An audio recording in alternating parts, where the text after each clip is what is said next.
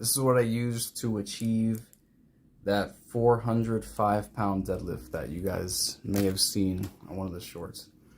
Because I want to talk about visualization here. So I have this camera that can print out physical photographs.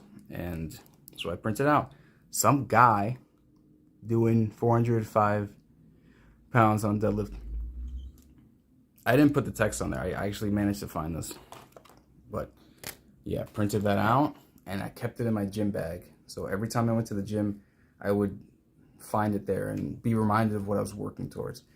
Disclaimer, no, 405 is not the highest amount in the world. Yes, it is more than what I was doing before. My goals, listen. I just want to put this out there because I know some of the comments can be like, 405, that's not that heavy, are you weak? Listen, I'm trying to do more calisthenics now. If I don't want to get fat enough to do more, okay? That's not where my goals align right now.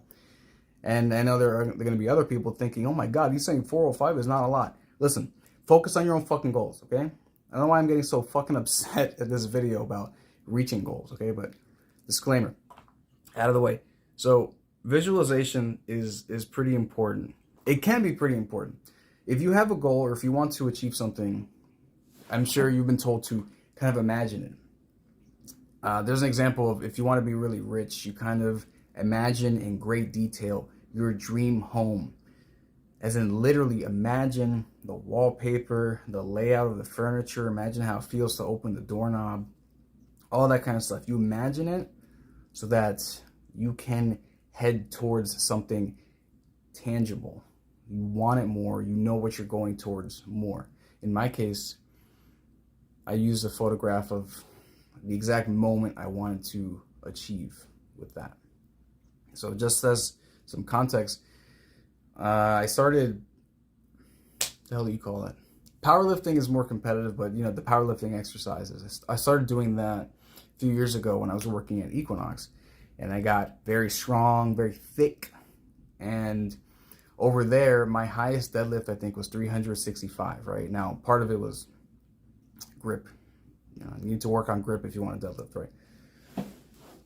But anyway, after that happened, COVID, blah, blah, blah. I tried to maintain my strength during COVID as best I could. And when I went back to the gym, built myself up, and I got up to 395 pounds as my PR for deadlift, personal record. And then my goals changed. I'm like, all right, I want to do more calisthenic stuff. And I did switch to that. For about 2 years, I was doing more of that, but definitely resistance training because I can't stay away from barbells, apparently. But that 395 from before, it was just digging at me, just, oh man, you can't just hit 400. So I worked my way back up, which was a bit tougher because I did lose weight and strength from that point where I did hit 395 pounds. And I had to eat a lot, I had to bulk a lot. I'm not gonna lie, when you start bulking, it's very fun. You get to eat a lot, and you get strong real quick. But then you have to, after a few weeks, you have to force yourself to eat, to work out, do all this, like work out as tough as you need to. It gets rough.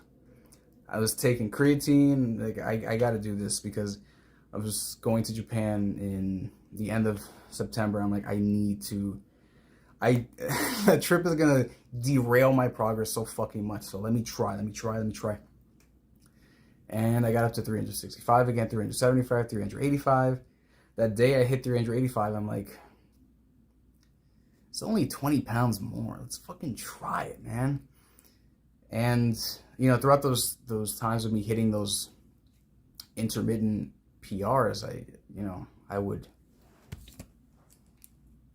reaching into the bag, getting the chalk, I would see this picture. I'm like, oh yeah, I'm going for this, baby. Let's go. And that day, only 20 pounds more, I put it on and I kind of listened to the song from Gurren Lagann. You know which one? Liber Me From Hell. The song played near the end of the series. I'm not going to get into spoilers on that. But basically, I forgot my headphones. and I was recording myself too to show you guys, right? So I literally could not listen to the music while it was happening, so I had to listen to it beforehand to kind of internalize that feeling, that music, and just fucking go for it, bend the bar, and just boom. I don't think it counts if it's something audio related, but I was visualizing the sound in my head to do that as well. So I was really seeing myself do this goal with all the context, all the music playing, all the feelings in my head, just fucking do it, did it, and it was amazing.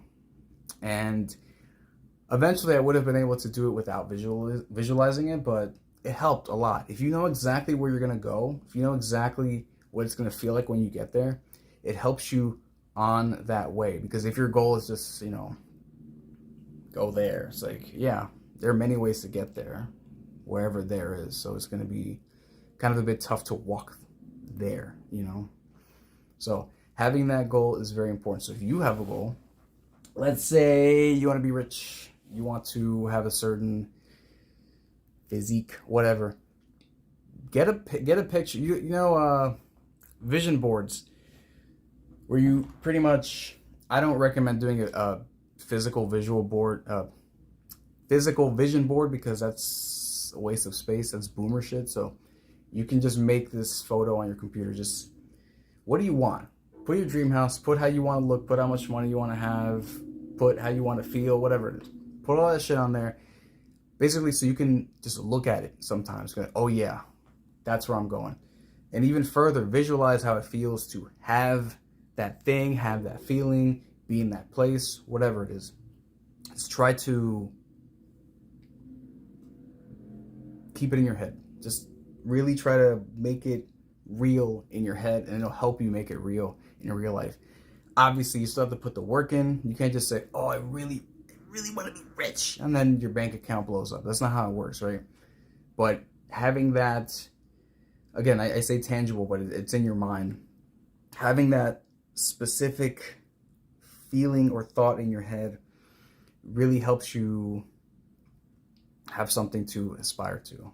So I would really recommend you do that if you have a specific goal, because it adds more specificity to it. If you just bop, do whatever you want and just hope you get somewhere better, it's not helpful. So you make goals, right? Now, adding specificity to those goals is very helpful. So I'd recommend that. And just, it can be a reward or it can be the goal itself. If you think that this wouldn't help you push yourself towards the deadlift, then you can imagine, I don't know, get a picture of Goku or someone muscular saying, this is what I want to be. This is going to be the reward. And you can just look at that to remind you of the reward. That also helps. That is similar to the kind of house example I was talking about. That would be the reward, right? So imagine the peak, the feeling, or the reward. Visualize it somewhat physically if you can, or just really, really, really imagine the details in your head, and then eventually you can probably get there. But you got to put in the work first. You got to put in the work too. This will just help you put in that work day to day, but you still got to do it. All right. Imaginations don't make things real. Action is powered by imagination. Can make things real though. So yeah, man, get one of these. Or not, whatever. I mean, you can just draw a picture if you want to. Just draw a stick figure doing this too. That might help, but yeah, just try to visualize where you want to get to, and then the path to get there will literally be clearer.